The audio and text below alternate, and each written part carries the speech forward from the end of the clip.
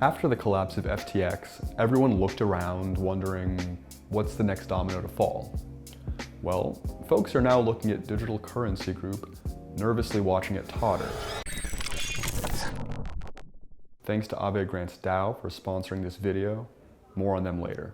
For those who don't know, Digital Currency Group is the parent company of several well-known brands in the crypto space. CoinDesk, for one. You remember them? They broke the story about Alameda's balance sheet, the story that set this whole set of events in motion, the first domino. Digital Currency Group also owns Genesis, a platform for lending, borrowing, and trading cryptocurrencies. And it owns Grayscale, the massive TradFi-friendly vehicle for investing in Bitcoin, Ether, and other cryptocurrencies. The point is, it's big, and it might be in trouble. Fear spiked last week when Genesis' lending arm announced it would halt withdrawals. Given everything that's happened this year, people started to wonder whether Genesis was insolvent. Recall that crypto companies Celsius and FTX, of course, halted withdrawals right before filing for bankruptcy. News reports that Genesis sought a $1 billion emergency loan quickly followed. This prompted investors to take a top-down look at Genesis and its parent and sister companies, especially Grayscale. But first, some background. Grayscale issues the world's largest publicly traded crypto fund, the Grayscale Bitcoin Trust, which is more commonly known by its ticker, GBTC.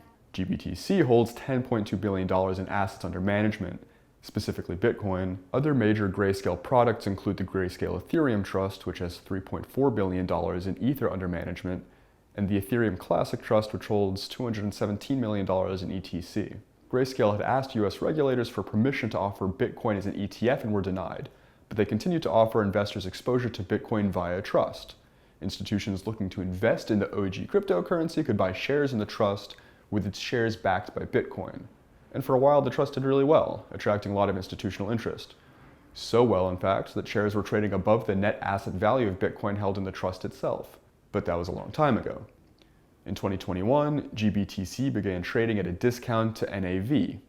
This week, it hit an all-time low, with shares trading at half the price of the assets that back them. So, given FTX's fresh collapse, the crypto world last week demanded proof that Grayscale actually holds all the Bitcoin they say they do. And they did. Kind of. Before we get to that though, a word from our sponsor. Aave's latest deployment, V3, was launched on 6 networks and introduces new features like isolation mode, efficiency mode, and portals. Explore the protocol at aave.com, and if you're building in the ecosystem, apply for a grant through aavegrants.org. Back to our story. Coinbase, Grayscale's custodian, shared on Friday a letter signed by its chief financial officer, Alessia Haas. In the letter, she said Coinbase holds more than 635,000 Bitcoin on Grayscale's behalf, worth more than $10 billion at Wednesday's prices. Quote, "We will never, directly or indirectly, lend, pledge, hypothecate, or rehypothecate any of the digital assets underlying any Grayscale products," Haas wrote. But Grayscale and Coinbase declined to share wallet addresses that would allow anybody with an internet connection to verify that themselves, citing security concerns. Some were miffed, pointing to the old model, don't trust, verify. Others said Haas's letter was good enough. Crypto investor Maya Zahavi said Coinbase's word was worth more than a tweet from, say, Sam Bankman-Fried. "It's a public company with a board that would be indicted if any of this is false," she wrote on Twitter. That may very well be the case, but a tweet is still not good enough for many investors already rattled by the failures this year. And now what about the DCG-owned lender Genesis? Genesis is another domino threatening to fall after the collapse of FTX.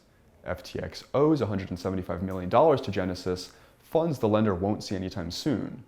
The Wall Street Journal reported Genesis was seeking $1 billion in emergency funding after the FTX collapse before halting withdrawals. In addition to liabilities with FTX, Genesis has over $1 billion in loans outstanding to its own parent company, DCG. In a letter to investors, Barry Silbert, the Wall Street veteran who founded Digital Currency Group, said DCG owes Genesis's lending arm $575 million it had borrowed for investment opportunities and for the repurchase of DCG stock. DCG also assumed $1.1 billion in Genesis liabilities in a promissory note that's due June 2023, money lost earlier this year when crypto hedge fund 3 Arrows Capital imploded. DCG also has a $350 million credit facility from a small group of lenders led by Eldridge, the shareholder letter said. So in all, we're looking at about $2 billion in liabilities that DCG owes its internal companies and third parties that we know of. Silbert tried to reassure investors in his letter yesterday. "Let me be crystal clear," Silbert wrote. "DCG will continue to be a leading builder of the industry, and we are committed to our long-term mission of accelerating the development of a better financial system. We have weathered previous crypto winters, and while this one may feel more severe, collectively, we will come out of it stronger."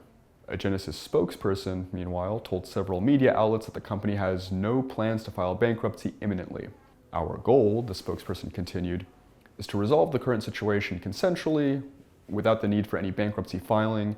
Genesis continues to have constructive conversations with creditors." But the New York Times reported Tuesday the company has hired an investment bank to, quote, "explore options including a potential bankruptcy," citing anonymous sources familiar with the situation, who, to be fair, stressed that no final decision has been made and that it was still possible for the company to avert a bankruptcy filing. So that's where we're at with DCG fears. As one of the most trusted firms in crypto, its fall would be a huge blow to the industry, the cherry on top of 2022's bear market cake. We'll keep you posted on all the developments here, and I'm sure you'll be keeping your fingers crossed, hoping that all the bankruptcy rumors are just FUD.